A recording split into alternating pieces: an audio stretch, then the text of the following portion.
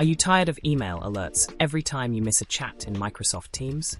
Let's turn those notifications off, step by step. Start by opening Microsoft Teams and signing in. At the top right, locate your profile picture and click on it. A menu appears. Select Settings from the options. This is where you can fine-tune your Teams experience. Within Settings, click on Notifications. This page manages all your Teams alerts. Scroll down to the Email section and find Missed Activity Emails, the setting that controls unread message alerts. Click the drop-down next to Missed Activity Emails and choose Off. No more email notifications about unread messages.